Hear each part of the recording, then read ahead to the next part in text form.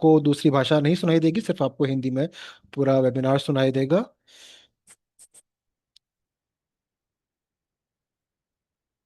तो सभी का स्वागत है, खास तौर पे वे स्पीकर संगठन के जो सभी सदस्य हमारे साथ जुड़े हैं उनका बहुत बहुत स्वागत है। आज हम लोग इस नई पुस्तक का विमोचन करने वाले हैं। ये किताब है जिसका शीर्षक है विवादित कचरा, पर्यावरणीय टकराव और वे स्पीकर का प्रतिरोध, खास तौर पे वैश्विक दक्षिण में उनकी जो संघर्ष है, उनके जो आंदोलन है, उनके संगठन की जो शक्ति है, उसके बारे में ये किताब है। और इससे जुड़े हुए जो टकराव हम दुनिया भर में देख रहे हैं उसके बारे में ये किताब है। और ये 1 मार्च को अंतर्राष्ट्रीय वेस्ट पिकर दिवस जो होता है उसको ध्यान में रख के आयोजित किया जा रहा है। 1992 में कोलंबिया में एक बड़ा एक आंदोलन हुआ था, एक प्रदर्शन हुआ था वेस्ट पिकर द्वारा, जिसका चित्र आपको किताब की पहले पन्ने पे दिखाई देगा, जैसा कि इस चित्र में दिखाया गया है। और इस किताब के जो संपादक हैं उनकी तरफ से इस किताब के बारे में कुछ जानकारी दी जाएगी शुरुआत में इस सेमिनार के, और उसके बाद हम कुछ लोगों को आमंत्रित करेंगे इस किताब के बारे में चर्चा करने के लिए। और उसके बाद आप लोगों के सवाल को हम जानने की कोशिश करेंगे, उनका जवाब देने की कोशिश करेंगे। तो सबसे पहले मैं आपका परिचय कराना चाहूँगा इस किताब के संपादकों से, जो इस किताब के बारे में आपके सामने एक प्रेजेंटेशन, एक प्रस्तुति रखेंगे। सबसे पहले मैं आपका परिचय कराना चाहूँगा डैनियल विको से, जो अर्थशास्त्र बार्सिलोना विश्वविद्यालय स्पेन में अर्थशास्त्र पढ़ाते हैं। और दक्षिण वैश्विक दक्षिण में, यानी जो विकासशील देश हैं, उन देशों की अर्थव्यवस्था में जो अनौपचारिक रोजगार होता है, अनौपचारिक क्षेत्र में काम करने वाले जो कामगार होते हैं, उनके संगठन हैं, उनके ऊपर उनका शोध कार्य है, उनके ऊपर वो काम करते हैं। हमारे दूसरे जो संपादक हैं उनका नाम है लूसिया फर्नांडिस, जो अर उर्वानिस नाम के एक संस्थान में प्रोफेसर के रूप में काम कर रही हैं, और अपनी पीएचडी की पढ़ाई कर रही हैं। और इससे पहले वे आई ए डब्ल्यू पी के साथ वो जुड़ी हुई थी। लूसिया ने आर्किटेक्चर में एमए किया है, और रिसाइकलिंग के क्षेत्र में उन्होंने शोध कार्य किया है।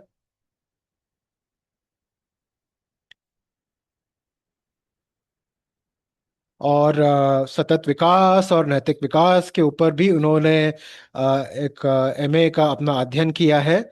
और पिछले 20 सालों से वो अलग अलग भूमिकाओं में, अलग अलग देश, दुनिया के अलग अलग कोनों में वो कचरे से जुड़ा हुआ कार्य कर रही हैं, अलग अलग संगठनों से जुड़ी रही हैं, वियोगों के साथ जुड़ी रही हैं। और लंबे समय तक वो सेक्रेटरी जनरल थी, महासचिव थी आईएडब्ल्यूपी की। और महासचिव के रूप में अपना कार्यकाल पूरा होने के बाद में वियेगो में उनको नियुक्त किया गया, प्रोग्राम एग्जीक्यूटिव के रूप में, कार्यकारी निदेशक के रूप में। फेडरिको दिमारिया, जो हमारे तीसरे संपादक हैं, वो एक राजनीतिक अर्थशास्त्री हैं, यूनिवर्सिटी ऑफ बार्सिलोना, बार्सिलोना विश्वविद्यालय में वो पढ़ाते हैं। वहाँ पे प्रोफेसर के रूप में काम करते हैं, प्राध्यापक के रूप में काम करते हैं। और कचरे से जुड़े हुए जो सामाजिक रिश्ते हैं, पर्यावरणीय जो मुद्दे हैं, और खास तौर पे पर्यावरणीय न्याय के मुद्दों के ऊपर उन्होंने काफी शोध कार्य किया है। और उन्होंने रिसर्च और ग्रोथ नाम की एक पत्रिका का भी संपादन वो करते हैं, उसके वो संस्थापक संपादक हैं। और अपने विश्वविद्यालय में एक बड़ी टीम जो इन मुद्दों पे शोध कार्य करती है उसका वो नेतृत्व कर रहे हैं। और उन्होंने एक डेटाबेस शुरू किया है जिसे ग्लोबल एनवायरमेंटल जस्टिस एटलस कहा जाता है, यानी वैश्विक स्तर पे जो विभिन्न तरह के पर्यावरण टकराव होते हैं उसका एक डेटाबेस उन्होंने तैयार किया है। तो आप सभी का स्वागत करना चाहेंगे। धन्यवाद धन्यवाद फ्रेडरिको। ये जो एक किताब है जिसको हम लोग समर्पित करना चाहेंगे उन सभी वेस्ट पिकर्स को, उन सभी कचरे उठाने वालों को जो आज भी लड़ रहे हैं अपने काम की परिस्थितियों को बेहतर बनाने के लिए, और अपने रोजगार के अधिकार के लिए वो लोग अभी भी लड़ाई लड़ रहे हैं। अपने अपने जीवन के लिए, अपने वजूद के लिए वो रोज संघर्ष कर रहे हैं। उन सभी को हम लोग समर्पित करना चाहेंगे ये किताब। और उन्होंने पर्यावरण को टिकाऊ बनाने के लिए काम किया है। और कुछ आंकड़े आपके सामने रखना चाहेंगे। 34 मिलियन कुल मिलाकर दुनिया भर में वेस्ट पिकर्स हैं, कचरा उठाने वाले हैं। और आईएलओ का, अंतर्राष्ट्रीय मजदूर संगठन का अंदाजा है कि बहुत ही कठिन स्थिति में वेस्ट पिकर को काम करना पड़ता है। और समाज जिस कचरे को घर के बाहर फेंक देता है उसको उपयोगी बनाने का काम बहुत ही महत्वपूर्ण भूमिका वेस्ट पिकर निभाते हैं। और विएगो और आईएडब्ल्यूपी का एक साझा संशोधन हमने किया है जो बताता है कि जलवायु परिवर्तन को रोकने में, उसकी रोकथाम करने में कितनी महत्वपूर्ण भूमिका वेस्ट पिकर निभा रहे हैं। ये अभी प्रकाशित नहीं हुआ है, 2026 में, आने वाले कुछ महीनों में ये प्रकाशित होने वाला है। ये जो शोध है। अब आपको इस किताब से जुड़ा हुआ कुछ संदर्भ बताना चाहेंगे। काफी लंबा समय लगा, करीबन 14 साल पहले पुणे में, भारत में एक हमारी एक बैठक हुई थी। और पांच बड़े बड़े महाद्वीपों से 14 अलग अलग संगठन के लोग मिले थे। और हमने उन चुनौतियों को समझने की कोशिश की और क्या समाधान हो सकता है इन चुनौतियों का, ये हमने समझने की कोशिश की। खासतौर पे वेस्ट पिकर के सामने चुनौतियां थी, उनको हमने जानने की कोशिश की। वो ऐतिहासिक संदर्भ आपको बताना चाहेंगे। और हमने पहचान करना शुरू की कि कुछ इंसिनरेटर, यानी जो कचरा भट्टियां होती है जिसके जरिए ऊर्जा पैदा की जाती है, उसकी शुरुआत ही हो रही थी 2013 में। दिल्ली में, जो भारत की राजधानी है, वहां पे एक कचरा भट्टी की शुरुआत हुई थी। और जो वेस्ट पिकर थे, उनसे जुड़े संगठन थे, वो प्रतिरोध कर रहे थे, वो विरोध कर रहे थे इसका। साथ साथ हम लोगों ने देखा कि फिलीपींस में भी इसी तरह के प्रतिरोध हो रहा था, विरोध हो रहा था। इस तरह के काफी प्रेरणादायक उदाहरण हमें देखने को मिले जहाँ पे पर्यावरणीय समूह थे, वेस्ट पिकर थे, वो साथ में मिलके इस तरह की कचरा भट्टियों का विरोध कर रहे थे, क्योंकि इससे जो वेस्ट पिकर का रोजगार था वो प्रभावित होने वाला था। इस तरह की नीतियां जो वेस्ट पिकर के रोजगार को उनसे छीनने वाली थी, उनका विरोध किया जा रहा था। उसी समय अफ्रीकी महाद्वीप में हमने देखा कि 2018 में पहला कचरे से ऊर्जा पैदा करने वाला एक संयंत्र की शुरुआत की गई, अदिस अबाबा, इथियोपिया में। 2017 की बात है ये। और 100 वेस्ट पिकर की मौत हुई, इस तरह की एक दुर्घटना हुई थी इस संयंत्र में। और ये एक और टकराव था जहां पे जो स्थानीय नागरिक थे, उन्होंने इस संयंत्र को, इस प्लांट को जवाबदेही उसकी तय करने की कोशिश की थी कि इन मौत के लिए आप लोग जिम्मेदार है। और ये जो पूरा संयंत्र था, उसकी उसके लिए जो आर्थिक सहायता थी वो चीन, सिंगापुर और डेनमार्क से आ रही थी। और उन्होंने ये सरकार से कहा था कि आपको जवाबदेही लेनी होगी जो मृत वेस्ट पिकर है उनके लिए।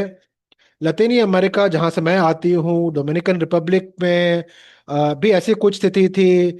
2014 में डैनिया स्पिनोजा और हमारे जो साथी हैं, जो सह संपादक है फ्रेडरिक, उन्होंने ये रिपोर्ट तैयार की थी कि 2014 के अंदर ये प्रतिरोध हुआ था, विरोध हुआ था वेस्ट स्पीकर द्वारा। और उसमें सरकार का जो दमन किया गया सरकार की तरफ से, उसके कारण जो गोलीबारी हुई, उसकी वजह से एक वेस्ट स्पीकर की संघर्ष के दौरान, आंदोलन के दौरान मृत्यु भी हो गई।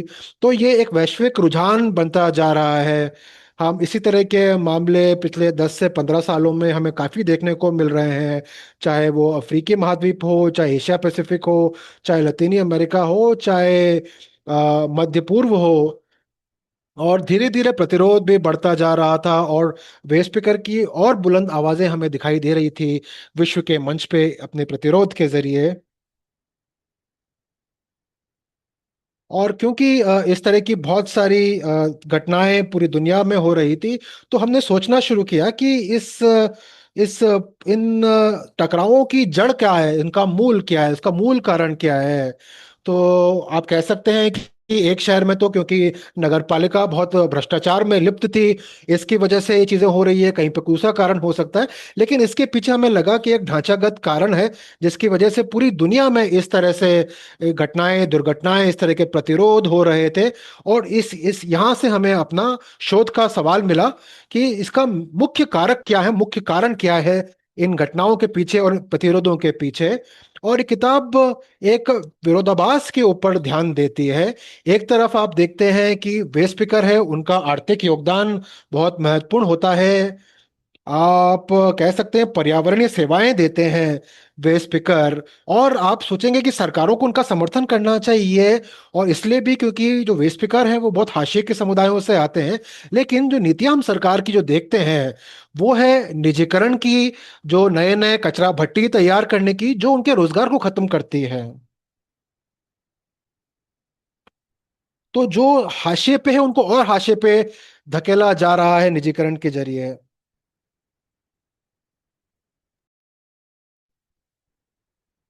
पता नहीं आपने ये सुना है कि नहीं।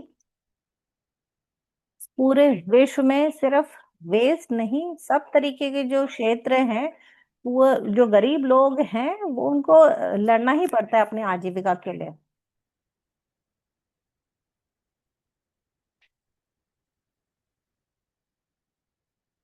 क्योंकि जो गरीब लोग हैं उनकी आजीविका कई बार जो है जलवायु से जुड़ी हुई है।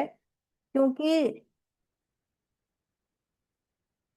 क्योंकि उनका असर सबसे ज्यादा पड़ता है, इसलिए वो उसके विरोध में खड़े रहते हैं।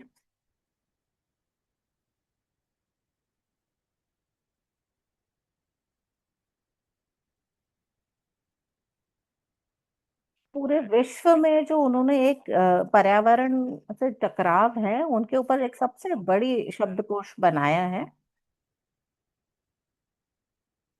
और हमने 4,000 से ज्यादा जो है चीजों का दस्तावेजीकरण है, आप देख सकते हैं उनको कलर कोड किया गया है।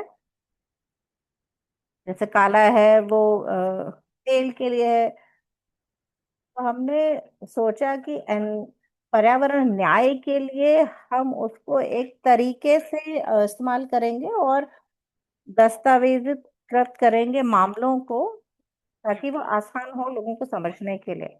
अगर आप एक बिंदु पर क्लिक करेंगे तो आपको वो खुल जाएगा और उसका सारा विवरण आपको मिल जाएगा कि उसमें कौन कौन लोग शामिल हैं, उसका क्या प्रभाव पड़ रहा है, ये जो टकराव है उसका क्या असर हो रहा है, ये सारी जानकारी आपको मिल जाएगी। अगली स्लाइड पे जाएंगे तो इसमें है कि वेस्ट पिकर्स के ऊपर जो है फोकस है।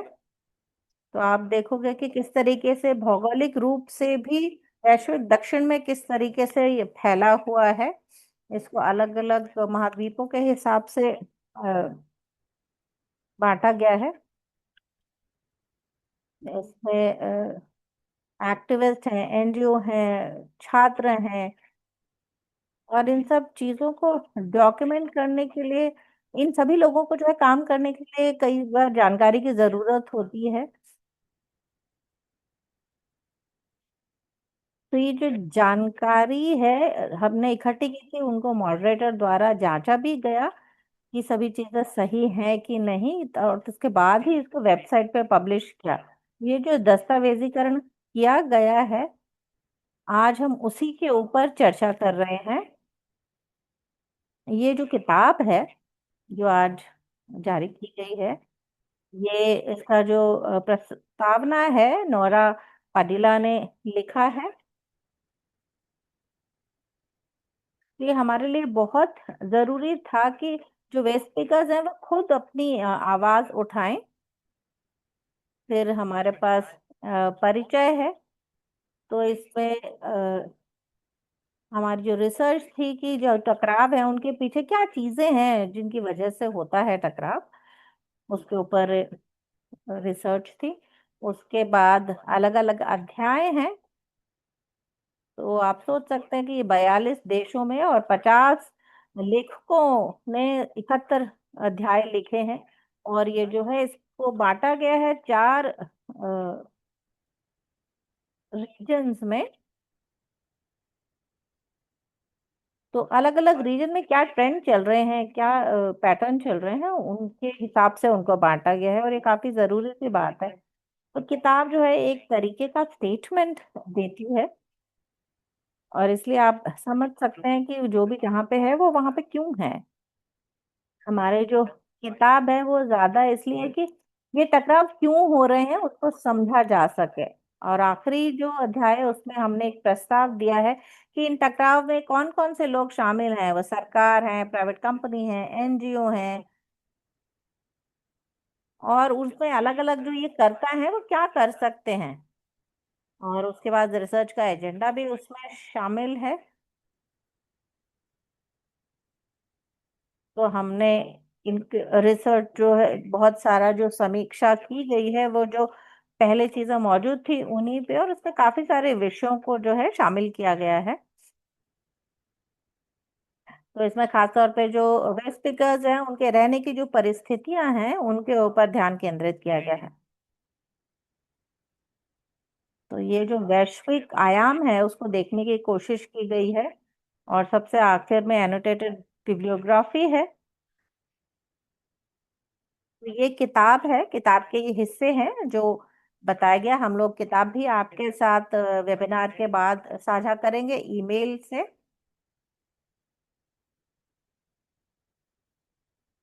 तो ये अगली जो प्रेजेंटेशन होगी कि किस ये किताब के पीछे का किस तरीके से सोच है बताएगी।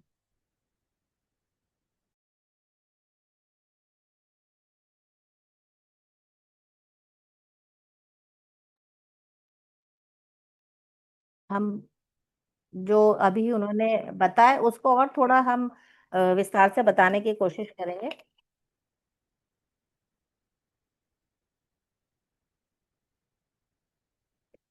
तो हमने पर्यावरणीय अर्थव्यवस्था या आर्थिक स्थितियां और राजनैतिक इकोलॉजी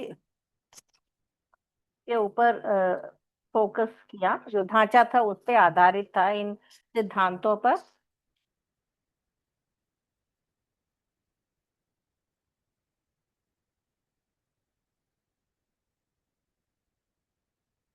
जब हम राजनैतिक परिस्थिति की बात करते हैं तो उसमें हम बात करते हैं सत्ता की और न्याय की, जब हम बेस्ड गवर्नेंस की बात करते हैं। और आखिर में हमने मार्क्स के नजरिए से राजनीतिक अर्थव्यवस्था को देखने की कोशिश की है कि कैसे एक जो पूंजीवादी अर्थव्यवस्था है उसमें जहां पर उपभोग की वस्तुओं को ज्यादा महत्व दिया जाता है। कोशिश देखिए क्या आमतौर पे किस तरीके के ट्रेंड चल रहे हैं, और उनको हमने मात्रात्मक और गुणात्मक दोनों तरीके से देखने की कोशिश की। अभी हम आपको कार्य पद्धति की ज्यादा डिटेल नहीं दे रहे हैं, वो आप किताब में देख सकते हैं। अगले स्लाइड में हम आपको थोड़ा संक्षेप में सार बताएंगे। तो सबसे पहले, सबसे पहला जो ट्रेंड है जो हमने अपने विश्लेषण में देखा, जो शहरों में कचरे की मात्रा जो है वो बढ़ रही है। तो कई केसों में हमने देखा कि जो जो ऑर्गेनिक नहीं है वो वेस्ट म्युनिसिपैलिटी में काफी बढ़ गया है। और जो वेस्ट मैनेजमेंट सिस्टम है, कचरा प्रबंधन जो है, तो ये जो चीजें ऐसे ही फेंकी जाती है, उनका कलेक्शन और फिर कैसे उनका निस्तारण हो, म्यूनिसपैलिटी उस पर काम करे। तो ये एक तरीके से प्रबंधन के लिए संकट बन जाता है बहुत सारे केसों में। अ, अगर हम नव उदार अर्थव्यवस्था को देखें तो उसमें मुख्य धारा का जो राजनीतिक जवाब होता है ऐसे मामलों में कि तो वो ढूंढते हैं कोई हाईटेक सोल्यूशन और प्राइवेटाइजेशन के जरिए। तो उनकी कोशिश रहती है कि वो प्राइवेट कॉरपोरेशंस को दे दे, और कई बार पश्चिमी कॉरपोरेशंस को भी, और या फिर वेस्ट मैनेजमेंट के लिए नई तकनीकों का इस्तेमाल करें, क्योंकि उसमें रिसाइकलिंग से ज्यादा फायदा होता है। जैसे वेस्ट से एनर्जी, यानी कचरे से बिजली बनाने की या ऊर्जा बनाने की बात होती है।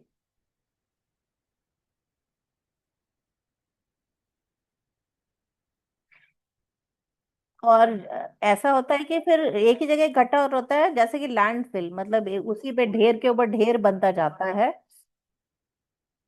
और इसके चलते जो अनौपचारिक क्षेत्र में कचरा वेचक हैं, उनकी आजीविका के ऊपर काफी फर्क पड़ता है।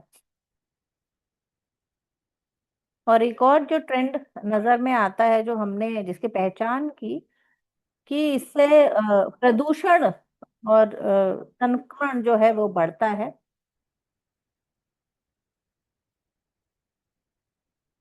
और कई बार जो कचरा निस्तारण की टेक्नोलॉजी है, उसकी वजह से वायु प्रदूषण भी काफी हद तक बढ़ता है। और जैसे कि जो कचरा वेचक हैं और ये हाशिए के और समुदाय हैं, उन पे सबसे ज्यादा असर पड़ता है। तो ये चीज आयाम जो हमने अभी बात की, उनको हमने पिछले 20 सालों में देखा, वो और ज्यादा संघर्षरत और विवादित होते जा रहे हैं। क्योंकि आज तक जो वैश्विक स्तर पे बहुत ही जो पूंजीवादी नजरिया चल रहा है, जहाँ पे हर चीज का वस्तुकरण किया जा रहा है। और उम्मीद होती है कि कचरे से जितना ज्यादा हो सके निचोड़ा जा सके और चीजों को प्राइवेटाइज किया जा सके। तो जो पूंजीवाद है वो एक तरीके से बढ़ रहा है। आज हम देख रहे हैं कि ज्यादा से ज्यादा इसमें देखा जा रहा है कि कैसे लाभ मिले, लेकिन पूंजी और बढ़े उसके लिए। और ये कई तरीकों से हो रहा है। उसमें सबसे बड़ा है कि जो कचरा है उसका उसको जमा किया जा रहा है, उसका प्राइवेटाइजेशन किया जा रहा है। और उसमें से जो वेस्ट पिकर्स हैं उनको एक तरीके से दरकिनार किया जा रहा है। और इससे जो आर्थिक गतिविधियां हैं, अ, उनको इस तरीके से हटाया जा रहा है, जिससे वातावरण पर्यावरण पर भी काफी असर पड़ रहा है। तो ये एक तरीके से थोड़ा सा सैद्धांतिक सार आपको हमने बताया। और अब मैं फ्लोर लूसिया को दूंगा कि वो आगे की बात करें।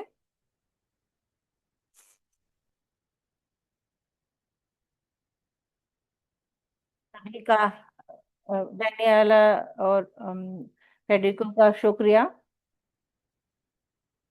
जब हम किताब पे काम कर रहे थे यूनिवर्सिटी ऑफ बार्सिलोना में, हम लोग काफी सारी संस्थाओं के साथ हम मिले जो कचरा वेचकों की थी। रिसाइकलिंग के क्षेत्र के लिए हमारा उद्देश्य था कि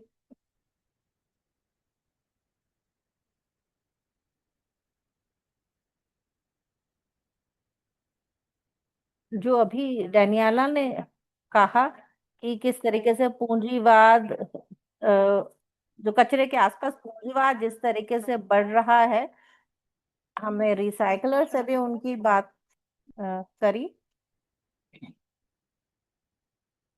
2 साल पहले इंटरनेशनल आया को वेस्ट पिकर्स, उन्होंने एक आंदोलन शुरू किया। यहाँ पर आप काफी सारी तस्वीरें देखेंगे। और जितना समय लगा इस किताब को निकलने में हम और काफी सारी संस्थाओं को इसमें जोड़ पाए। हम लोगों ने कुछ विशिष्ट भी जोड़े हैं, खासकर जस्ट ट्रांजिशन जो है वेस्ट पिकर्स के लिए, उसके लिए एक रेजोल्यूशन। और अंतरा international alliance of waste pickers जो है, उनका जो संविधान है वो को भी किताब में शामिल है। वेबसाइट, जो अलायंस का वेबसाइट है, उस पर भी आपको इसका लिंक मिल जाएगा। तो और इस प्रेजेंटेशन को खत्म करने के लिए और अगले वक्ता को फ्लोर देने के लिए, मैं आप सभी लोग जो उन्होंने भाग लिया इस किताब में, उन सभी का मैं शुक्रिया अदा करना चाहती हूँ। जो भी अध्याय लिखे गए, अलग अलग क्षेत्रीय हस्तक्षेप जो हुए, लक्ष्मी जो है पूना से, जिन जिन लोगों ने भी इस किताब के निकलने में और काम में भाग लिया, उनका बहुत बहुत शुक्रिया। पैब्लो के मैप, तो उन्होंने हमें ये मौका दिया कि हम दिखा सके कि हम किस बारे में बात कर रहे हैं। इस वेबिनार में केंद्रा वीगो से वेगो कनाडा से जुड़ी हैं, मारिया, सभी इंटरप्रेटर, सभी का और जो स्पीकर समुदाय से जितने भी भाई बहन जुड़े हैं, उन सभी का बहुत बहुत शुक्रिया। आप अब मैं फ्रेडरिको को ये फ्लोर देती हूँ कि वो आगे बात बढ़ाएं।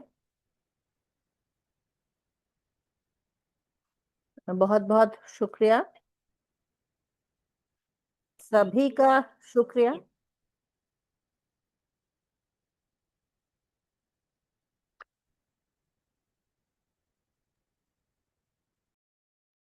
और अलग अलग देशों से जो साथी हमारे साथ जुड़े हैं उनको बहुत बहुत शुक्रिया। और हमारे संपादकों का बहुत शुक्रिया इस पुस्तक के बारे में हमें संक्षिप्त में बताने के लिए। और अब हम अपने अतिथियों को आमंत्रित करना चाहेंगे इस किताब के बारे में चर्चा करने के लिए। सबसे पहले हैं मनीषा अनंतरामन। वो असमानता, खास तौर पे पर्यावरणीय प्रक्रियाओं के दौरान जो असमानता पैदा होती है उसके ऊपर काम करती हैं। उन्होंने दो किताबें लिखी हैं जो पर्यावरणीय न्याय के बारे में, रिसाइकलिंग के बारे में, और उससे जुड़े हुए जो अर्थव्यवस्था में विरोधाभास हैं उनके बारे में वो किताबें हैं। और ये जो गोलाकार अर्थव्यवस्था है, सर्कुलर इकोनॉमी जिसे कहा जाता है, उस पे उनका शोध है। और वो एक फेलो हैं, एसोसिएट फेलो है साइंस पो संस्थान में। हमारे दूसरे साथी जो इस किताब पे चर्चा करेंगे वो हैं कैस्पर एडमंड्स, जो अंतर्राष्ट्रीय मजदूर संगठन से हैं। वो पिछले एक दशक से आईएलओ के साथ, अंतर्राष्ट्रीय मजदूर संगठन के साथ जुड़े हुए हैं, जहाँ पे वो सर्कुलर इकोनॉमी यानी गोलाकार व्यवस्था, अर्थव्यवस्था के विभाग में काम करते हैं। और खास तौर पे ऊर्जा के क्षेत्र में, सतत विकास के क्षेत्र में बात करते हैं। और अंतर्राष्ट्रीय मजदूर संगठन का गोलाकार अर्थव्यवस्था पे, सर्कुलर इकोनॉमी पे जो काम होता है उसका नेतृत्व कैस्पर कर रहे हैं और जेनीवा में स्थित हैं कैस्पर। और हमारी तीसरी वक्ता होंगी नौरा पदिला, जो एक कार्यकर्ता है जो कोलंबिया से है, कोलंबिया के वे स्पीकर संगठन से है। और लंबा इनका एक इतिहास रहा है, काफी लंबे दशकों का इतिहास रहा है वे स्पीकर संगठनों का नेतृत्व करने का। और उनका, उनके साथ काम करने का, उनका नेतृत्व करने का, लतीनी अमेरिका के वे स्पीकर संगठन करने का। और खास तौर पे कोविड के दौरान उन्होंने अपनी नेतृत्व क्षमता का उदाहरण देते हुए अंतर्राष्ट्रीय स्तर पे काफी अपने वे स्पीकर के मुद्दों को उठाया था। नोरा एक वे स्पीकर संगठन का नेतृत्व करती हैं। और उन्होंने रिसाइकलिंग का काम किया है, खासतौर पे बोगोटा में। और वेस्ट पिकर के रूप में काम करते करते अपने देश में सबसे पहले वो वेस्ट पिकर संगठन का उन्होंने नेतृत्व करना शुरू किया। फिर अपने शहर के नेतृत्व से शुरू करते हुए उन्होंने राष्ट्रीय नेतृत्व उनको दिया गया। और उनकी कोशिशों की वजह से कोलंबिया में अब वेस्ट पिकिंग को, यानी कचरा उठाने के काम को, एक अर्थव्यवस्था, एक महत्वपूर्ण क्षेत्र के रूप में अब मान्यता दी गई है। और 2013 में उनके काम को देखते हुए उनको अंतर्राष्ट्रीय पुरस्कार से नवाजा गया, जो इस क्षेत्र में काम करने वालों के लिए सबसे बड़ा अंतर्राष्ट्रीय पुरस्कार है।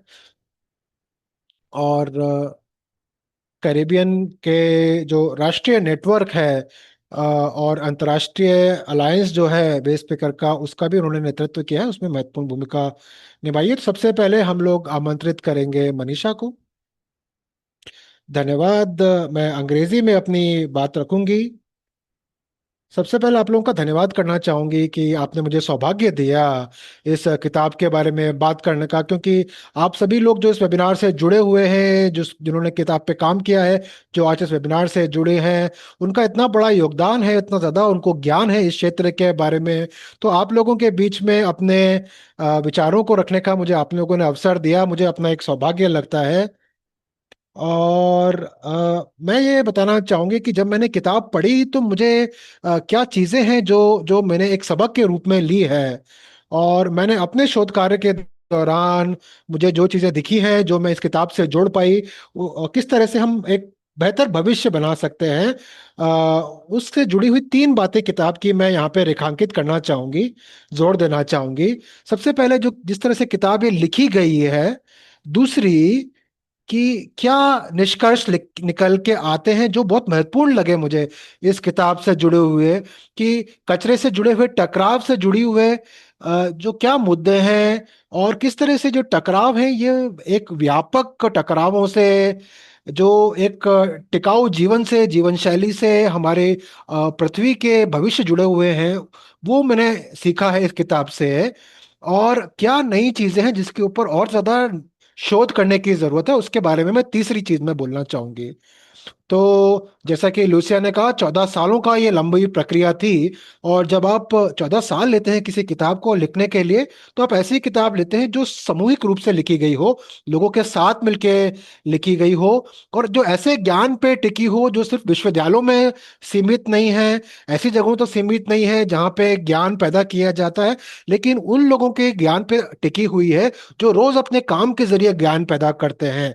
और मुझे ये किताब के अंदर एक सामूहिक आवाज दिखाई दी, जो सामूहिक आवाज एक ऐसी सामूहिक आवाज है जिसको बहुत ही एक सावधानी से इकट्ठा करके उसको उसको तराश के इस किताब में दिखा गया है। अलग अलग क्षेत्रों के संदर्भों के साथ उन आवाजों को शामिल किया गया है।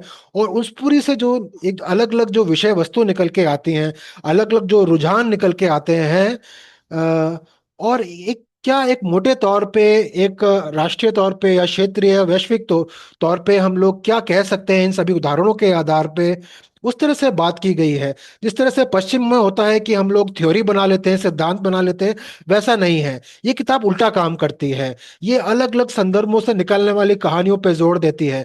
ये उस ज्ञान को रेखांकित करती है जो विविध संदर्भों से निकल के आ रहे हैं, विविध अनुभवों से निकल के आ रहे हैं, और उस अनुभवों को एक साथ जोड़ के एक धागे में पिरो के हम लोग क्या समझ सकते हैं इन अलग अलग देशों के अनुभवों से, अलग अलग वेस्ट स्पीकर के अनुभवों से। उससे एक निचोड़ निकल के आता है जो मुझे लगता है न सिर्फ अकादमिक दुनिया लोगों के लिए महत्वपूर्ण है, बल्कि जो लोग जमीनी स्तर पे काम कर रहे हैं उनके लिए भी बहुत महत्वपूर्ण है। और एक एक उदाहरण जो निकल के आता है, उसके आगे जाके, उसके ऊपर जाके, वैश्विक स्तर पे जो हमें एक साझा रुझान दिखाई दे रहे हैं, वो इस किताब से निकलते हैं। और ये किताब हमें समझने में मदद करती है कि अलग अलग स्तरों पे हम विरोधाभास देख सकते हैं।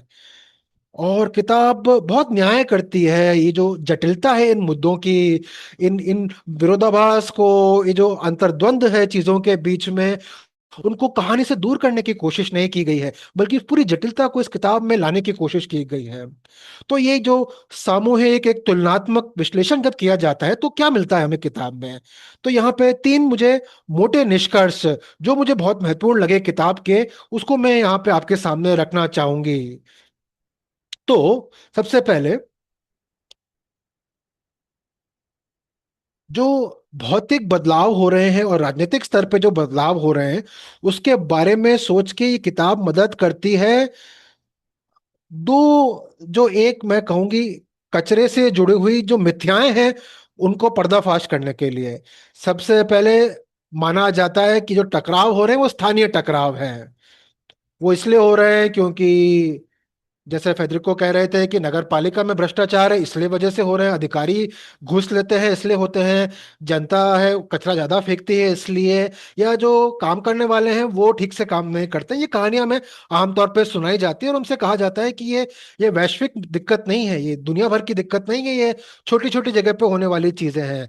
लेकिन ये किताब दिखाती है कि जो भौतिक बदलाव हो रहा है, राजनीतिक बदलाव हो रहा है, वो वैश्विक स्तर पे एक साझा बदलाव है, जिसके अलग अलग उदाहरण हमें छोटे छोटे उदाहरणों में दिखाई दे रहे हैं, जिसके जो उदाहरण हैं हमें अलग अलग शहरों में दिखाई दे रहे हैं। तो जो मूल जड़ है जो इस समस्याओं को पैदा कर रही हैं, और जो इसके हमें समाधान बताए जा रहे हैं, वो किस तरह से मूल समस्या को दूर नहीं करते हैं, ये किताब हमें बताती है। और बहुत ही मुझे लगा कि बहुत पुरजोर तरीके से किताब कहती है कि किस तरह से कचरे की जो अर्थव्यवस्था है वो बदली है। प्लास्टिक बढ़ गया है, जो निर्माण कार्य से निकलने वाला कचरा है वो बढ़ा है। और वेस्ट पिकर का जो अनुभव है हमें बताता है कि इन सभी को हम रिसाइकल नहीं किया जा सकता है।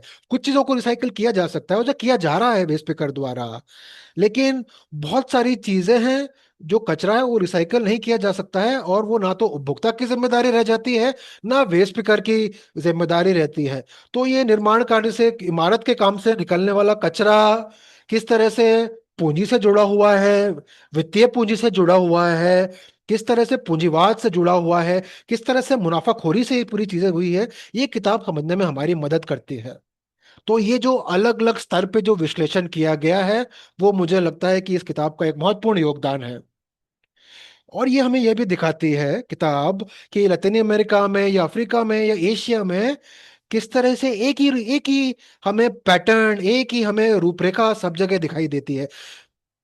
दूसरी चीज जो मैं मुझे लगता है कि किताब बहुत स्पष्ट रूप से सामने लेके आती है कि इन सभी संदर्भों में हम देखते हैं एक बहुत ही एक दिलचस्प चीज है, जहां पे जो वेस्ट पिकर की जो मेहनत है, श्रम है, उनका जो पसीना है, वो बहुत केंद्रीय है पूरी प्रक्रिया के लिए, पूरी प्रणाली के। क्योंकि हम देखते हैं कायरो में या कोलंबिया में जब वेस्ट पिकर काम करना बंद कर देते हैं तो कितना सार्वजनिक स्वास्थ्य के लिए खतरा हो जाता है, पर्यावरण के लिए खतरा हो जाता है। तो उनका काम बहुत जरूरी है, उनकी मेहनत बहुत जरूरी है, लेकिन जब उनके बारे में बात की जाती है तो उनको अपराधी बनाया जाता है। उन्हें कहा जाता है कि वो गलत काम कर रहे हैं, कानूनों का उल्लंघन कर रहे हैं। तो एक जो चीज है जो अनिवार्य है, जो बहुत जरूरी है, उसके मूल्य को कम करके उनको अपराधी बनाने की कोशिश की जाती है, और ये हम ही सभी संदर्भों में देखने को मिलता है। तो ये जो मूल्य घटाने की जो प्रक्रिया है, उसको आधार बना के निजीकरण को जायज ठहराने की कोशिश की जाती है। तो किताब दिखाती है कि किस तरह से ये विरोधाभास आपको आपको नीति और निजी पूंजी में और वैश्विक स्तर पे जो प्रक्रियाएं हो रही है उनके अंदर आपको दिखाई देता है, बार बार अलग अलग जगह, अलग अलग देशों में, अलग अलग महाद्वीपों पे। और इन सब चीजों को बहाना बना के, बहाना कहूंगी मैं इसको, बहाना बना के निजी पूंजी को लाया जाता है, निजीकरण किया जाता है। और उसके साथ साथ किताब दिखाती है कि किस तरह से निजी पूंजी के इस प्रवेश को, किस तरह से इसकी खिलाफत की जा रही है, इसका विरोध किया जा रहा है। वेस्ट स्पीकर कह रहे हैं कि हम कचरा इकट्ठा कर रहे हैं, हमें पता है क्या रिसाइकल किया जा सकता है, क्या नहीं किया जा सकता है, हमें समझ है इस पूरी की पूरी इस पूरी पूरी प्रणाली की, इस पूरी पूरी व्यवस्था की। और मुझे लगता है कि ज्ञान के स्तर पे ये बहुत बड़ा दखर है, क्योंकि हम कह रहे हैं कि वेस्ट पिकर ज्ञान अपने पास रखते हैं और उनके पास जो ज्ञान है वो किसी और के पास नहीं है। और ये मैं अपने आखिरी बात कहूंगी कि ये बहुत जरूरी है, खासतौर पे आज का जो क्षण है, आज का जो दौर है। एक पृष्ठ 32-33 पे एक चीज लिखी हुई जो मैं पढ़ के बताना चाहूंगी। अफ्रीका का के जो परिचय दिखा गया है, अमीरा हलावी ने लिखा है। वो कहते हैं कि हम मान के चल सकते हैं कि वेस्ट पिकर जो रिसाइकलिंग का स्तंभ रहे हैं, बुनियाद रहे हैं, वो इस सेक्टर को, इस क्षेत्र को आगे ले जा सकते हैं। लेकिन हम देखते हैं कि नए एंटरप्रेन्योर आ रहे हैं, निजी पूंजी आ रही है, वैश्विक संस्थान उसके पीछे हैं, जो इनको विस्थापित कर रहे हैं और उन प्रणालियों का इस्तेमाल कर रहे हैं जो वेस्ट पिकर द्वारा खड़ी की गई थी। तो मैंने अपने काम में भी देखा है कि जैसे जैसे कचरा मुनाफे की चीज बन जाता है, जो मूल्य की चीज बन जाता है, तो नए नए लोग उस क्षेत्र में आने लगते हैं। तो उसमें पूंजीवादी हो सकते हैं, अंतर्राष्ट्रीय संस्थान हो सकते हैं, जो आके इस पूरे मुनाफे को फिर अपने अपने हक के लिए अपने अपनी जेबों में डालने की कोशिश करता है। और इस प्रक्रिया में होता है कि वेस्ट पिकर की जो पहुंच है कचरे की, कचरा कम मिलना शुरू हो जाता है वेस्ट पिकर को। तो मुझे लगता है कि शोध को लेके एक हमारा एक बड़ा एजेंडा हमारे सामने है कि किस तरह से न्याय सुनिश्चित किया जाए इस बदलाव की प्रक्रिया में, और ऐसी प्रणालियां यहाँ पे लागू की जाए। ये जो गोलाकार अर्थव्यवस्था की बात हो रही है, ये भी फिर दमनकारी शोषणकारी ना बन जाए। जैसे कि कचरा भट्टी बन गई थी, कि जैसे कि पुरानी जो व्यवस्थाएं शोषण का कारण बन गई थी वेस्ट पिकर के लिए, उसी तरह से ये जो गोलाकार अर्थव्यवस्था की बात हो रही है, बदलाव की बात हो रही है, ऊर्जा बदलाव की बात हो रही है, वहां पे भी ऐसा नहीं होना चाहिए। इस पे मैं अपनी बात को खत्म करना चाहूंगी। धन्यवाद।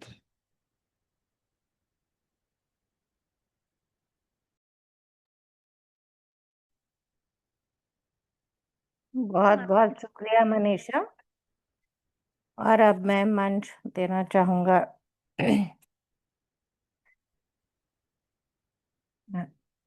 अगले वक्त को। सभी का स्वागत, अभिवादन, आप जहां से भी जुड़ रहे हैं। मेरा नाम कैस्पर एडमंड है और मैं अंतर्राष्ट्रीय श्रम संगठन से हूँ। और जो लोग आईएलओ को नहीं जानते हैं, हम लोग यूएन के विशेष एजेंसी हैं जो श्रम के मुद्दों से जुड़े हुए हैं। आपकी जो सुरक्षा है, आजीविका है, सम्मान है, काम से जुड़ा, वो हमारे लिए महत्वपूर्ण है। आज मैं यहाँ आकर बहुत ही खुश हूँ। ये इतने जो जानकार विशेषज्ञ हैं और आप सब जो जुड़े हैं, तो मुझे आमंत्रित करने के लिए बहुत बहुत धन्यवाद।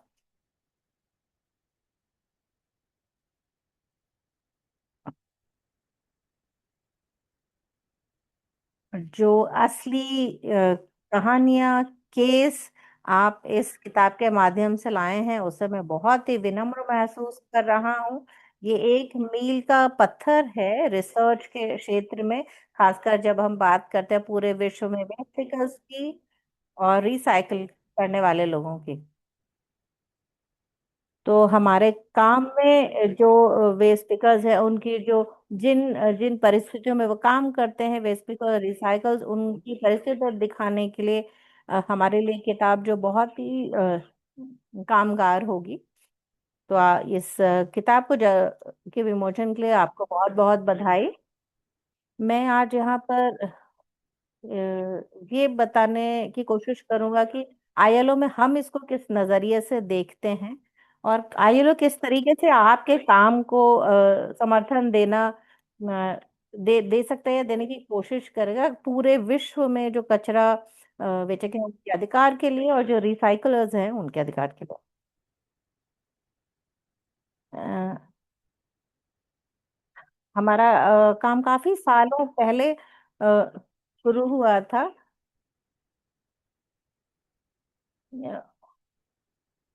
जब हम बात करते हैं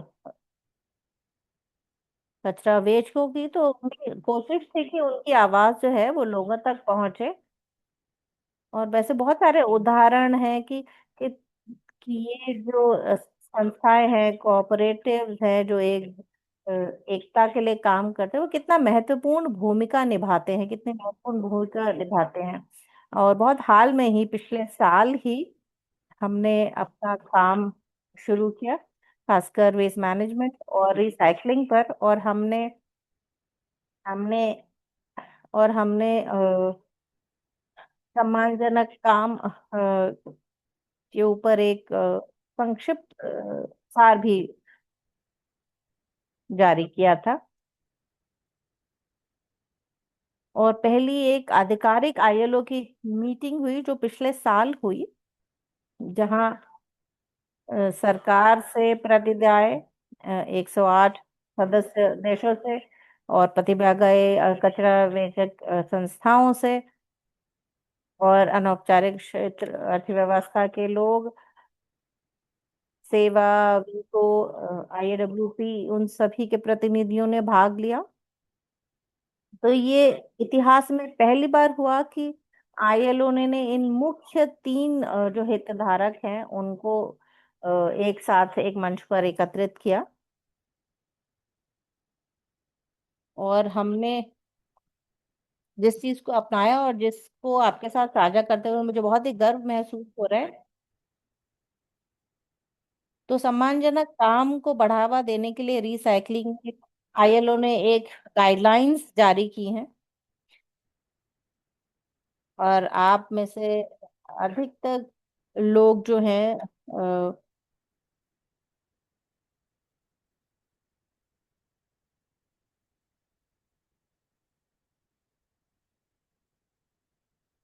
और ये इतना चुनौतीपूर्ण इसलिए था क्योंकि जो चीजों पे बात करें तो बहुत ही चुनौतीपूर्ण मुद्दे हैं। क्योंकि रिसाइकलिंग में जब हम सम्मानजनक काम की बात करते हैं, उसको एक मान्यता मिलना कि हर काम करने वाला जो है इस क्षेत्र में, उनको अधिकार है कि उनको काम के स्थल पर जो बुनियादी सुविधाएं मिलती हैं उसका अधिकार है। और हर जो कामगार है वो अपने अपने इन हकों का इस्तेमाल कर सके, और वो बातचीत कर सके अच्छी काम की स्थितियों के लिए, उनका जो काम है उसको औपचारिक मान्यता मिले, उनको एक स्वस्थ और सुरक्षित काम की जगह का अधिकार मिले। और वो लोग जो इन समुदायों के लिए, इस हमारी पृथ्वी के लिए सरोकार किसी भी तरीके का रखते हैं, वो इस रिसाइकलिंग को समझते हैं। तो जो नीतिगत दिशा निर्देश जारी किए, पॉलिसी गाइडलाइंस, ये उसमें जो कॉरपोरेशन हैं उनकी इनकी जो महत्वपूर्ण भूमिका है और जो उनकी भूमिका बराबर बनी हुई है, तो उसमें किस तरीके से जो रिसाइकलर हैं उनके काम को कैसे बढ़ावा दिया जा सकता है, कैसे उनके काम के को बेहतर किया जा सकता है, कैसे उनकी आमदनी को बेहतर किया जा सकता है, उसमें उनकी एक महत्वपूर्ण भूमिका है। और कैसे उसमें आप योगदान दे सकते हैं। और अंत में ये जो पूरी ये जो पॉलिसी गाइडलाइंस का ये पूरा जो काम हुआ, में ये था कि हर कोई जो वेस्ट के साथ काम करता है, कचरे के साथ काम करता है, उसकी आवाज होनी चाहिए, उसकी बात सुनी जानी चाहिए जब हम इसका कोई भी सिस्टम बनाते हैं कि जो कचरा है वो किस तरीके, जो हम इस पृथ्वी पे जो कचरा हम पैदा करते हैं वो कैसे उसका प्रबंधन हो, निस्तारण हो, उसमें उनकी आवाज सुनी जानी चाहिए। तो ये जो गाइडलाइंस है वो अंग्रेजी में और स्पैनिश में उपलब्ध है, और जल्दी हम उसको हिंदी में करने वाले हैं। और आईएलओ की तरफ से हम बिल्कुल तैयार हैं कि इन चीजों को असली में लागू किया जा सके। अगर आपको उसमें आपको सुझाव दिए गए हैं, सरकार क्या कर सकती है, नियोक्ता क्या कर सकते हैं, बेसिकर्स क्या कर सकते हैं, सामाजिक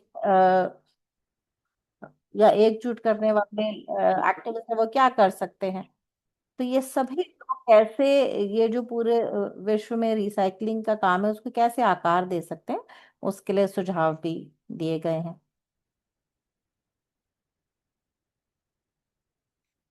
ये जो गाइडलाइन है ये तो बस एक काम है जो हम आईएलओ में करते हैं।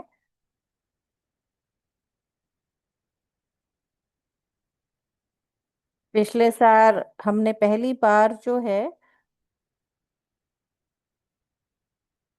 कि कितने पूरे संसार में कितने लोग जो हैं वो रिसाइकलिंग में काम करते हैं और उसका एक वास्तविक आंकड़ा दिया। और ये काफी संकीर्ण अनुमान है। 121 कई करोड़ लोग इसमें शामिल हैं। तो ये जो हमें आंकड़े हैं, ये भी काफी हद तक कम ही है, क्योंकि अभी भी हमारे पास पूरे सही आंकड़े नहीं है।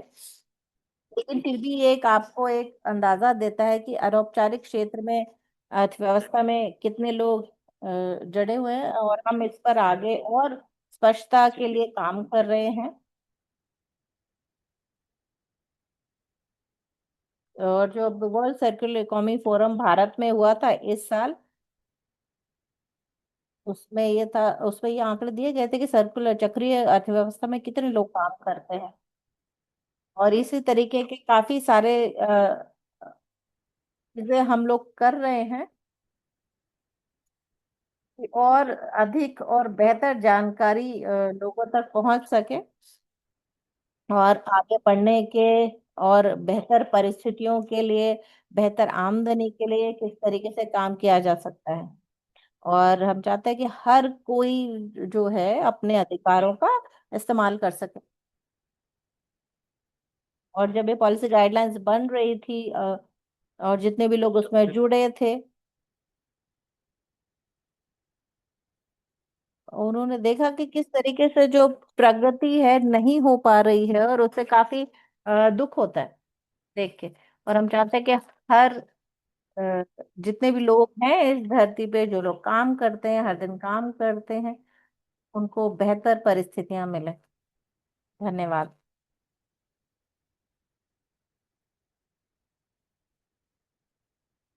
शुक्रिया कैस्पर, आपके हस्तक्षेप के लिए।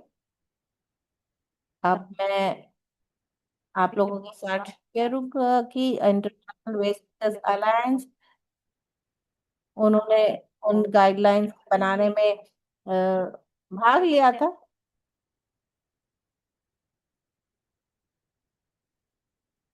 और वो जो गाइडलाइंस है उससे एक टूल बनाने की कोशिश कर रहे हैं, ट्रांसलेट करने कि वो हर तक पहुंच सके। तो आप जो ट्रांसलेशन की बात करें, बहुत ही बढ़िया होगा, क्योंकि ये सभी लोगों तक पहुंच सकेगा।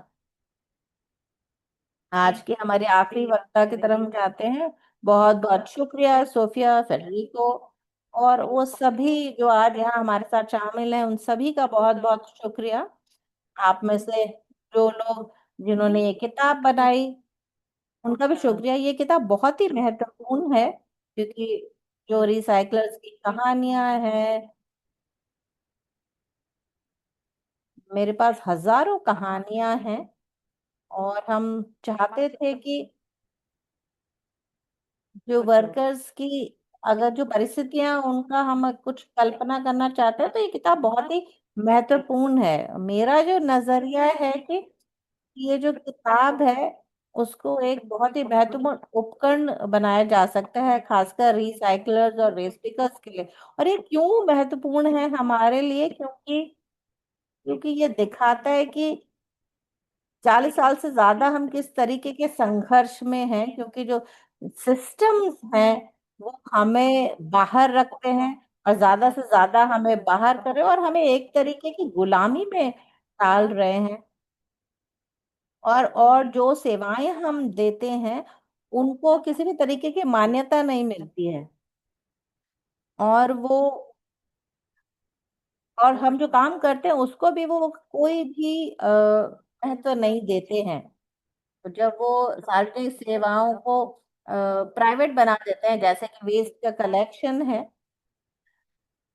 पानी है, टेलीफोन है, जो सेवाएं हैं, जो ये मानवीय जरूरत है, तो हम जानते हैं कि इन सबको प्राइवेट बनाने से जो समाज है उसमें जो है वो नए नए तरीके ढूंढते हैं कि कैसे लोगों को और गुलाम बनाया जा सके। और वो लाभ जो है उन्हीं लोगों को मिलता है, चाहे वो खरीदने का हो।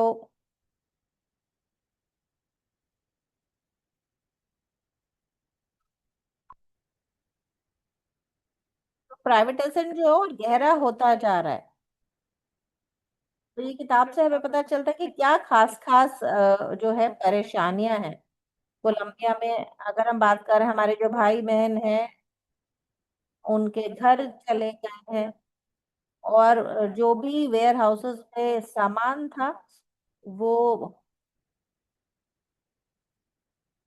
जो कि उत्तरी किनारे पर जो है उससे जो वेस्ट पेपर्स है उनके काम पे बहुत ज्यादा प्रभाव पड़ा।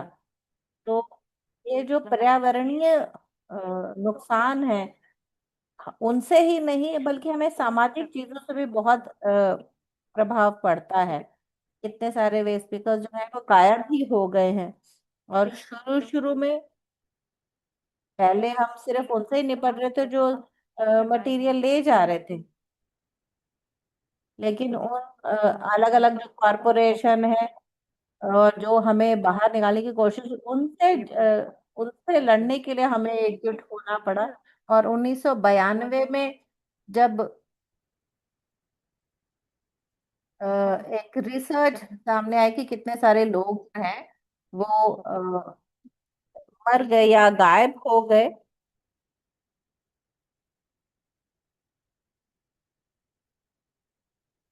बहुत हजारों वेस्ट स्पीकर्स थे जिनको गायब कर दिया गया, मार दिया, क्योंकि वो वहां पे रिसाइकल करने वाली चीजें इकट्ठा कर रहे थे। तो हमें बहुत ज्यादा खतरा भी रहता है, क्योंकि जो मटेरियल है ये, क्योंकि इनको सार्वजनिक क्षेत्रों में ही हम इकट्ठा कर सकते हैं, और कारपोरेशन जो है वो इन सब चीजों को लेना चाहते हैं।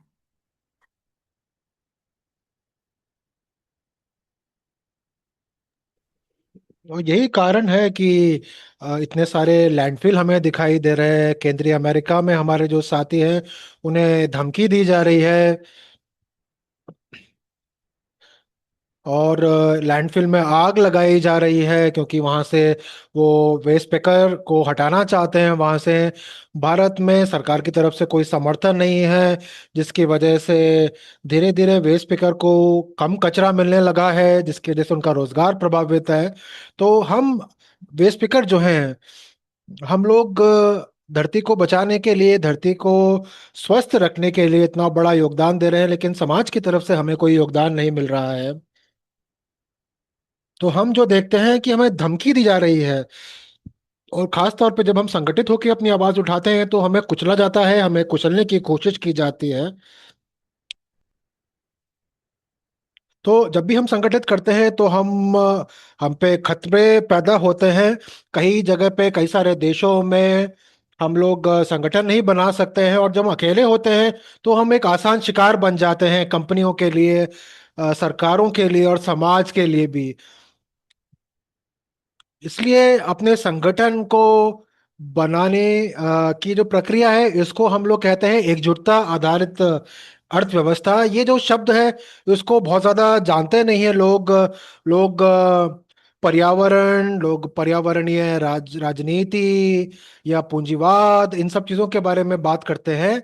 लेकिन एकजुटता आधारित अर्थव्यवस्था है, संगठन आधारित जो अर्थव्यवस्था है, उसके बारे में बहुत ज्यादा बात नहीं की जाती है। और हम जो वेस्ट पिकर है, आदिवासी जो लोग हैं, जो किसान हैं, वो धीरे धीरे इस अर्थव्यवस्था को बढ़ावा दे रहे हैं।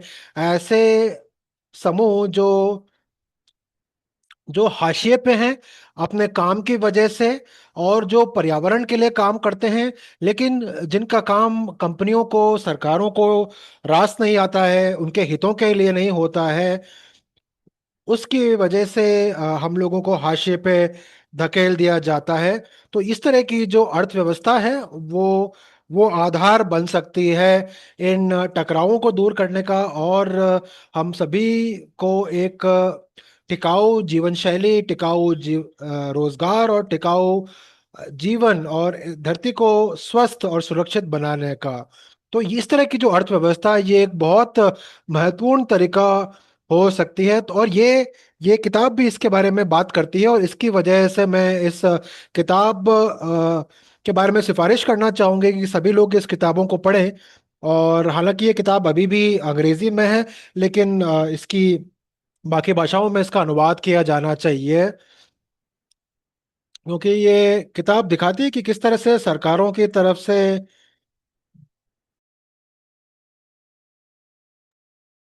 जो नीतियां सरकार की हैं वो एक तरह से बेस पिकर को एक अपराधी के रूप में देखती है। और जब भी अंतर्राष्ट्रीय स्तर पे अगर कोई दिशा निर्देश दिए भी जाते हैं, अगर अंतर्राष्ट्रीय स्तर पे कोई करार होता भी है, तो भी ये राष्ट्रीय स्तर पे उसका पालन नहीं किया जाता है। तो जो भी हम लोग अंतर्राष्ट्रीय स्तर पे कुछ हम लोग करार देखते हैं, संधियां देखते हैं, जिसमें हम देखते हैं कि कंपनियों को बढ़ावा दिया जा रहा है और धीरे धीरे कोशिश की जा रही है कि वे स्पीकर आज जो काम कर रहे हैं उनकी जगह कंपनियां ले लें। तो भारत में, एशिया में, लातिन अमेरिका में हम इसके खिलाफ लड़ाई लड़ रहे हैं। हम जानते हैं कि एक अंतर्राष्ट्रीय संकट से हम गुजर रहे हैं, एक वैश्विक संकट से हम लोग गुजर रहे हैं। अ, विकसित देशों में भी, जैसे अमेरिका हो गया या कनाडा हो गया, जहाँ पे हमें लगता था कि जो वेस्ट पिकर हैं शायद वो गरीबी में नहीं जीते होंगे, लेकिन अब हमें देखने को मिलता है कि उन देशों के जो वेस्ट पिकर हैं वो भी गरीबी में जी रहे हैं। और अब हम उनके साथ भी हम लोग संगठन बनाने की कोशिश कर रहे हैं। तो बहुत बहुत शुक्रिया मुझे यहाँ पे बात करने का अवसर देने के लिए। और मैं चाहूंगी कि एक और किताब आप लोग प्रकाशित करें जो इन सभी चीजों की और ज्यादा गहराई में जाए। और खास तौर पे जो चुनौतियां हैं वेस्ट पेकर के सामने, जो नई चुनौतियां आ रही हैं, उनके ऊपर ज्यादा ध्यान दिया जाए। मुझे लगता है कि जो किताब है सिर्फ वेस्ट पेकर के लिए नहीं है, वेस्ट स्पीकर से जुड़े हुए सभी इकाइयों के बारे में है, सभी संस्थाओं, सरकारों के बारे में है। और ये किताब, इस किताब का उन लोगों तक पहुंचना बहुत जरूरी है। हमें और ज्यादा तकनीकी किताबों की जरूरत है, हमें और ज्यादा रिपोर्ट की जरूरत है, ताकि हमारा जो ज्ञान है, 100 सालों से हम लोग ये काम कर रहे हैं, और इन 100 सालों में हमने जो ज्ञान इकट्ठा किया है, कचरे से जुड़ा हुआ, स्वास्थ्य से जुड़ा हुआ, उसको हम लोगों तक पहुंचा सके। तो मैं आप सभी लोगों को बधाई देना चाहती हूँ इस किताब को प्रकाशित करने के लिए। और मैं उम्मीद करती हूँ कि ये सभी संगठनों तक पहुंचे। और हमारा मानना है कि संगठन ही वो तरीका है जो वे स्पीकर को उस मुकाम तक लेके जाएगा जहाँ पे हम लोग एक स्वस्थ और खुशहाल जीवन जी पाएंगे। और हम लोग अंतर्राष्ट्रीय मजदूर संगठन का जो जो सम्मेलन हुआ था, जलवायु परिवर्तन पे जो संधि की बात चल रही है, उसमें हम लोग भाग ले रहे हैं। और गोलाकार अर्थव्यवस्था की बात की जाती है, लेकिन हमें मालूम है कि ये सब सिर्फ दिखावा है। क्योंकि जिस तरह से वेस्ट पेकर को शामिल किया जाना चाहिए इन चीज़ों में, वैसा नहीं किया जा रहा है। और कोलंबिया में 1990 में हमने जो अपना संगठन शुरू किया था, वो संगठन आज भी वेस्ट पिकर को एक खुशहाल जीवन देने के प्रति पूरी तरह से प्रतिबद्ध है। हम लड़ाई लड़ रहे हैं, हम संघर्ष कर रहे हैं, और पूरी कोशिश की जा रही है वेस्ट पिकर को अब कचरे के पूरे प्रबंधन से बाहर रखने की। क्योंकि अब कचरे में मुनाफा दिखने लगा है कंपनियों को, सरकारों को, राजनेताओं को। तो अब हम लोगों को बहुत जो भी हथकंडा अपनाया जा सकता है, चाहे वो हिंसा हो या कोई और तरीका हो, हमें कचरे के पूरे क्षेत्र से बाहर करने की कोशिश की जाती है। इसलिए संगठन बहुत जरूरी है। संगठन बहुत जरूरी है। ये संघर्ष, इस संघर्ष के दौरान हमें ऐसी तकनीक की जरूरत है जो हमारे काम को आसान बनाए, जो हमारी जिंदगियों को आसान बनाए, हमारे रोजगार को हमसे छीने नहीं। और लैंडफिल जो जो बनते हैं, जो तैयार होते हैं, उनका हल है वेस्ट पिकर का रोजगार, उनको बढ़ावा देना, उनको तकनीकी देना। और पूरी जो रिसाइकलिंग का उद्योग है वो ठप पड़ जाएगा अगर वेस्ट पिकर अपना काम करना बंद कर दे, अगर वो कचरा इकट्ठा करके रिसाइकल को देना बंद कर दे। तो मैं उन सभी साथियों को धन्यवाद कहना चाहूंगी जिन्होंने इस किताब को मुमकिन बनाया है। और इस तरह के जो संसाधन है, इस तरह की जो किताबें हैं, इस तरह के जो ज्ञान है, रिपोर्ट है, उन सब की मदद से हम लोग वेस्ट पिकर की मदद करने की कोशिश करें।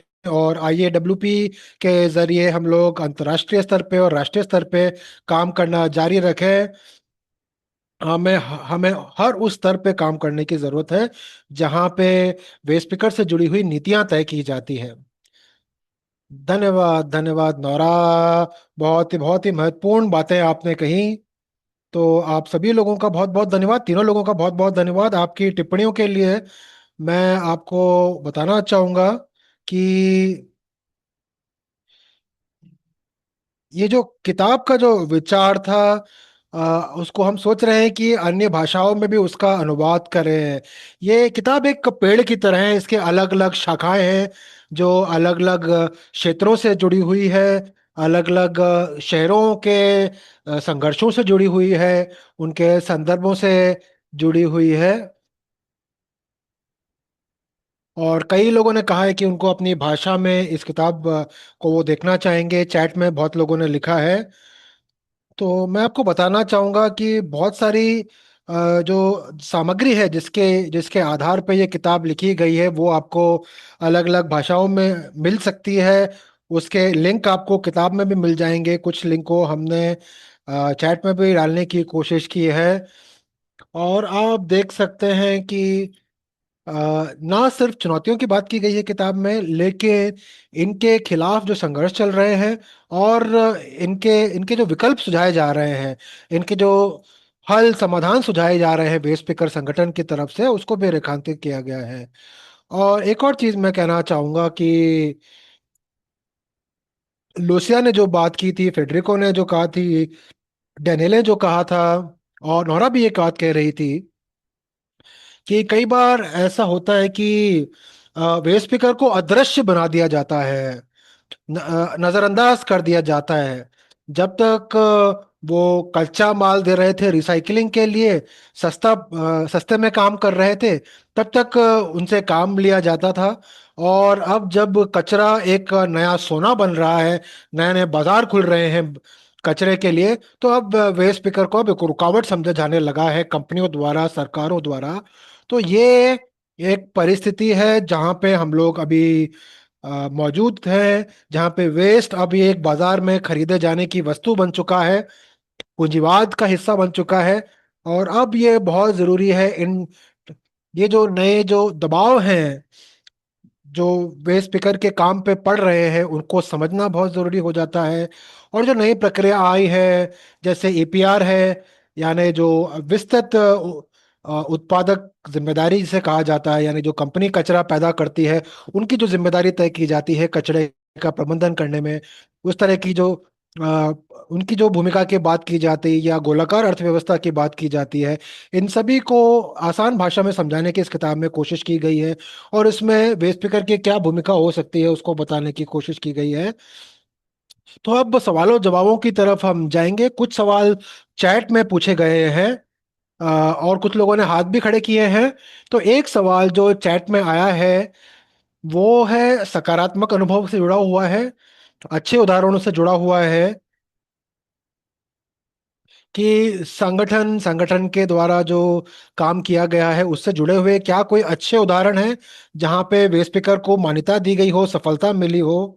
तो सवाल में पूछा गया है कि क्या जमीनी स्तर पे इस तरह के कोई तरीके हैं, किताब में ऐसी कोई बातें बताई गई हैं जो जमीनी स्तर पे काम करने वालों की मदद कर सकें कि किस तरह से वो अपनी लड़ाई लड़ सकते हैं।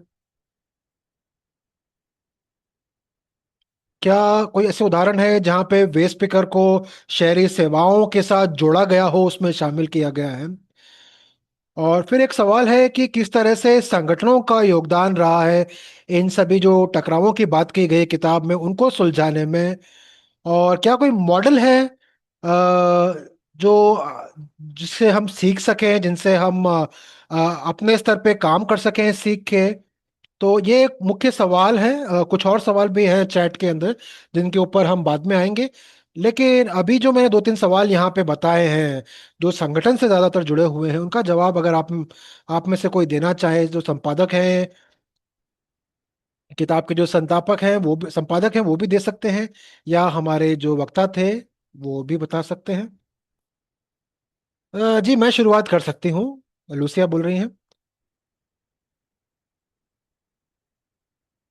कुछ सवाल जो हैं बहुत आसान जवाब नहीं है, और उन कुछ सवालों का जवाब हमने किताब में नहीं दिया है।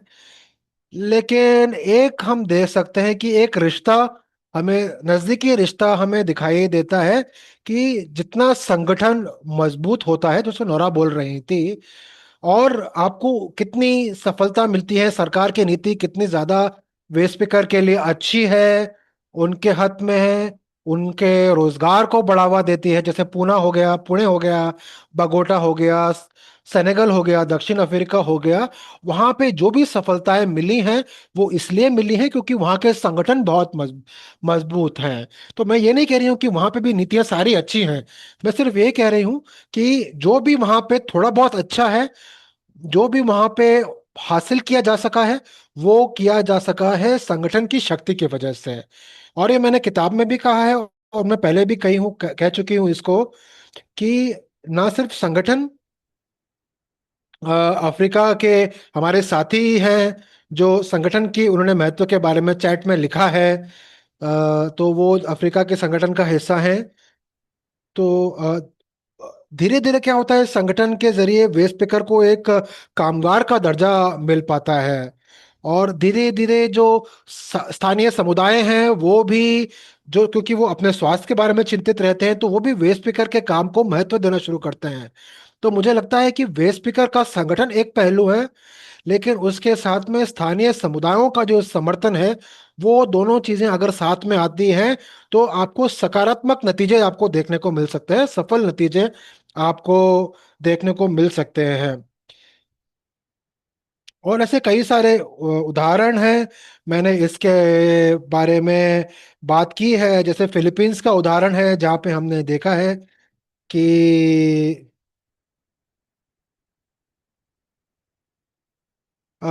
कई सारे लोगों के बीच में टकराव हमने देखा है।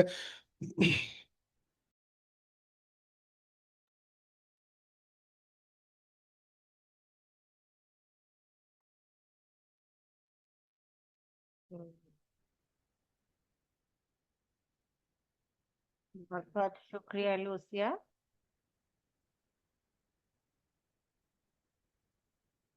क्या आप जवाब देना चाहेंगी नौरा? हाँ, मैं ऐसा मानती हूँ कि जो प्रकृति है वो हमें चीजें वापस दे रही है।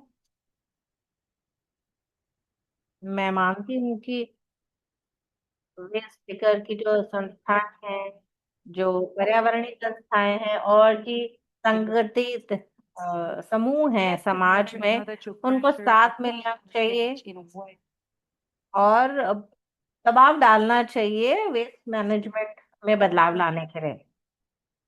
और साथ ही जो पैकेजेस है,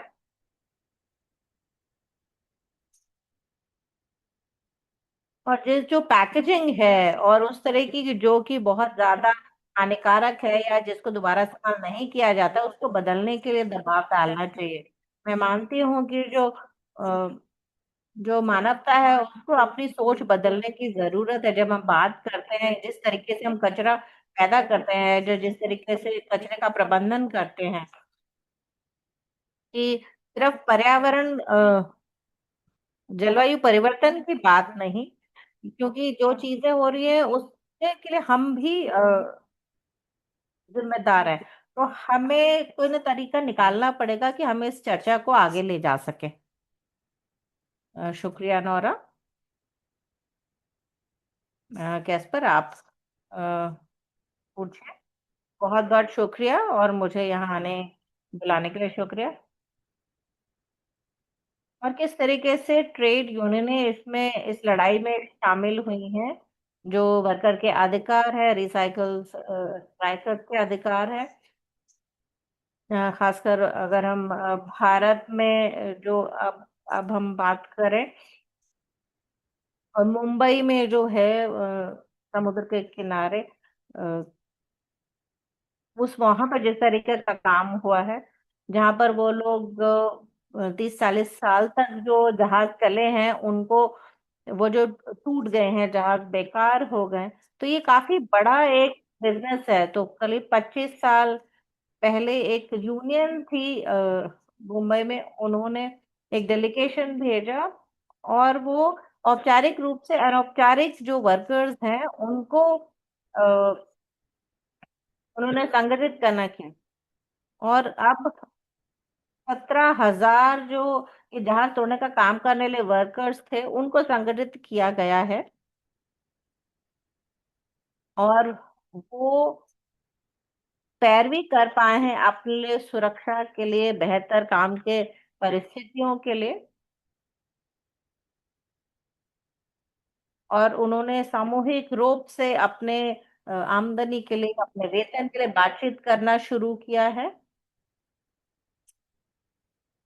तो ये कई मामलों में एक सफलता की कहानी है, तो ये एक उदाहरण है। तो बहुत सारी जो संस्थाएं हैं और कार्यकर्ता हैं, उन सभी लोगों को अगर हम साथ लाएं तो हम बदलाव के लिए काम कर सकते हैं। और ये भी याद दिलाता है कि जो रिसाइकिल करना है वो अपने आप खुद से जो है, ऐसा नहीं है कि न्यायोचित है या उससे जलवायु परिवर्तन बेहतर होता है, अपने आप ही काम नहीं होता है। और कुछ जो काम करने की जो परिस्थितियां अभी भी काफी खराब हाल में है। तो ऐसा नहीं है कि ये चीजें अपने आप ही चीजों को बेहतर बनाती हैं। तो ये मुझे इस उदाहरण से मुझे ये जरूर उम्मीद मिलती है कि इस तरीके का काम जो है दूसरे समुदायों में भी किया जा सकता है। शुक्रिया कैस्पर, ये जो आपने उदाहरण साझा किया उसके लिए शुक्रिया। और अब मैं मंच प्रतिभागियों को देना चाहूंगा। इंदिरा, क्या आप मेरी मदद कर सकते हैं? लगता है कि चैट में प्रश्न है, लेकिन मैं कहना चाहूंगा कि हमारे पास एक बहुत ही महत्वपूर्ण और चुनौती भरा प्रश्न है।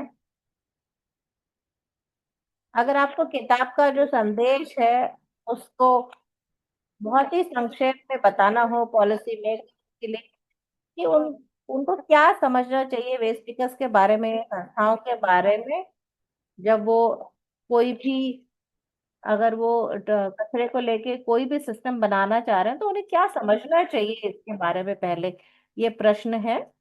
जो भी लोग उसमें शामिल हैं, अगर आप चाहें तो मैं इसका जवाब दे सकता हूँ। तो इसमें मुख्य संदेश है कि जो मनीषा ने कहा था पहले, कि ये बहुत जरूरी है कि लोग ये समझें कि जो वेस्ट स्पीकर्स हैं वो एक बुनियादी योगदान दे रहे हैं समाज के लिए। वो ठोस कचरा प्रबंधन है, वो नागरिकों को कचरा प्रबंधन में मदद करते हैं, और क्योंकि वो रिसाइकिल करते हैं बहुत सारी चीजें हो पाती हैं। और ऐसा नहीं कि हम कुछ कल्पना करें, ये वेस्ट स्पीकर्स जो हैं, और ऐसा नहीं कि हम उनको सिस्टम में जोड़ने की कोशिश करें, वो सिस्टम में पहले से ही हैं। लेकिन इसको मान्यता देने की जरूरत है, इसको हमें स्वीकार करने की जरूरत है। और अगर,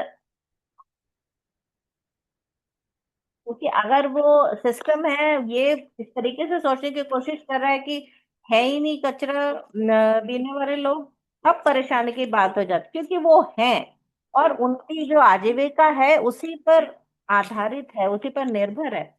और हम अभी कचरे की बात नहीं कर रहे हैं, हम अभी हम सत्ता की, पावर की बात कर रहे हैं, अन्याय की बात कर रहे हैं। तो जैसा कैस्पर ने कहा कि हम वेस्ट पिकर्स में एक तरीके की एक संगठन देख रहे हैं, आयोजन देख रहे हैं। और अगर वैज्ञानिकों के द्वारा, सामाजिक कार्यकर्ताओं द्वारा उनको समर्थन मिलता है तो उसे एक और रास्ता खुल जाएगा। तो हम अगर चाहें या ना चाहें, लेकिन फिर भी ये चीजें जो हैं आपस में जुड़ी हुई हैं। तो ये एक वैश्विक संघर्ष है, और ये सिर्फ कचरे के साथ नहीं, दूसरे क्षेत्रों में भी है। और जो वेस्ट स्पीकर्स हैं वो इस लड़ाई को काफी समय से लड़ रहे हैं। और और हम उनके लिए कुछ समर्थन जुटा सकते हैं, मैं इतना ही कहना चाहूंगा। शुक्रिया टेडी को। अब मैं फ्लोर लूसिया को देना चाहूंगा। हाँ, मैं बस इतना जोड़ना चाहती हूँ, एक महत्वपूर्ण डिटेल, क्योंकि आप पब्लिक सार्वजनिक नीति की बात कर रहे हैं, तो हमें ये समझने की जरूरत है कि वो जब कोई आता है और आपको अगर समाधान देने की बात करता है, तो वो अपना बिजनेस उस पर ध्यान देने के काम करे।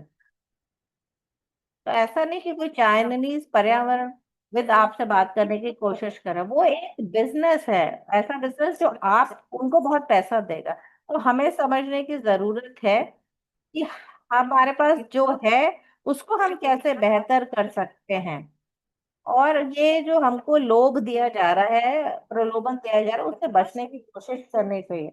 और कई बार मैं देखती हूँ कि लोगों को लगता है कि कोई बाहर से आके हमारी इसके लिए मदद करेगा, कोई उनको नए नए प्रोजेक्ट आके दे जाता है, और उससे असल में नई समस्याएं पैदा हो सकती हैं। क्योंकि वो लोग यहाँ से नहीं है, वो संदर्भ नहीं समझते, तो बाहर से आकर जो आपको बताएंगे उनको परिस्थितियां बेहतर पता नहीं होंगे। तो इसलिए हम देखते हैं कि जब हमारे हमने देखा है कि जब कोई बाहर से आके हमें कोई समाधान देता है, लगता है कि बहुत ही बढ़िया सैलून है, लेकिन लेकिन वो पॉजिटिव नहीं होते हैं, ना ही वेस्ट स्पीकर्स के लिए ना ही नागरिकों के लिए होते हैं। तो मैं बस यही आपके सामने इस बात को लाना चाहती थी। प्रिया लूसिया, खास पर आप कुछ कहना चाहते हैं? आईएलओ की तरफ से एक संदेश है कि जो श्रम है वो कोई वस्तु नहीं है, जो वेस्ट है वो बहुत ही मूल्यवान है, लेकिन जो श्रम है वो कोई वस्तु नहीं है और कभी भी कोई वस्तु नहीं हो सकता। हम एक इंसान की बात कर रहे हैं, और जिसका अधिकार है संगठित होने का, सुरक्षित और स्वस्थ रहने का। और यही हर चीज का आधार है। और हम सभी को इसी के लिए संघर्ष करने की जरूरत है, लड़ने की जरूरत है। आगे जो वेस्ट वर्कर्स हैं, जो रिसाइकलर हैं, जो इस ग्रह पर चीजों को में सही व्यवस्थित रखने में इतनी मदद करते हैं, तो उनको सुरक्षा मिले, सम्मान मिले, ये बहुत जरूरी है। शुक्रिया कैस्पर। मनीषा, आप कुछ कहना चाहती हो? अब मैं बस जल्दी से कहना चाहती हूँ, जो नौरा ने कहा, तो हमें बहुत जरूरत है कि किस तरीके से चीजें चल रही हैं। तो बिल्कुल वो जो वेस्ट है वो एक एक एक कमोडिटी तो है, एक वस्तु तो है, लेकिन वो बहुत वो हानिकारक भी है, वो खासकर वो लोग जो उसके साथ काम करते हैं। तो जो कचरा पीने वाले लोग हैं, जो उनकी संस्थाएं हैं, जो लोग उसके इर्द गिर्द काम करते हैं, तो उन्होंने इन सभी चीजों के बारे में बात की है। क्योंकि वेस्ट के साथ आप इन सभी चीजों को अनुभव करते हैं, क्योंकि इनमें से कुछ जो है ये बड़े मुद्दे हैं। और क्योंकि हम इनके हानिकारक की होने की बात नहीं करते, तो इसलिए कि बहुत ही सस्ता समझा जाता है। तो एक और चीज जिस पर मैं जोर देना चाहती हूँ कि वेस्ट की जो चुनौती है उसको भी हमें और प्राथमिकता देनी चाहिए। शुक्रिया। अब हम समापन की ओर चल रहे हैं। तो लूसिया, मैं आपको बुलाना चाहूंगा। किताब है उरुग्वे के बारे में, उसमें एक अध्याय है।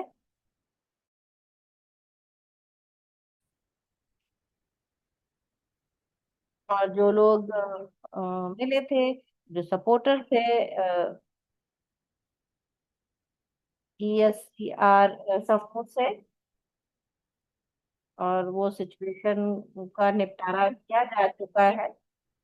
अर्जेंटीना और ब्राजील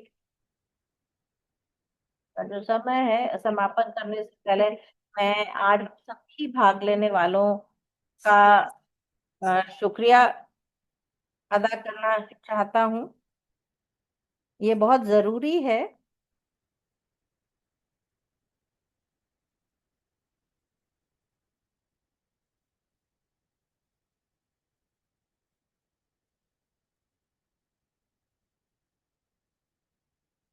इस सिर्फ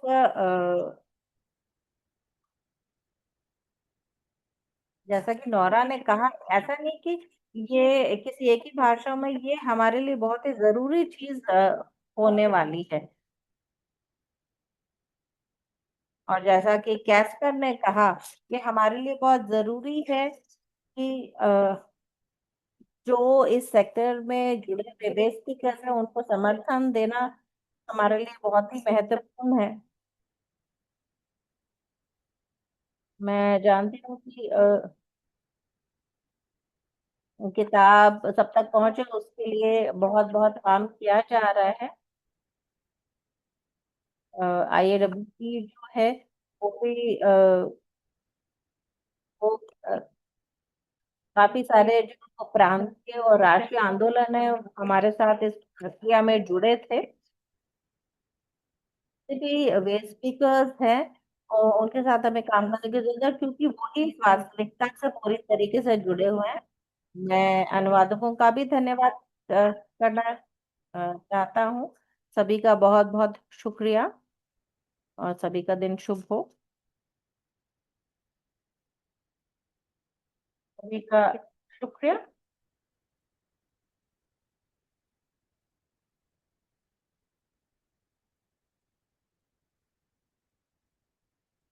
तो ये एक अच्छा तरीका रहा 1 मार्च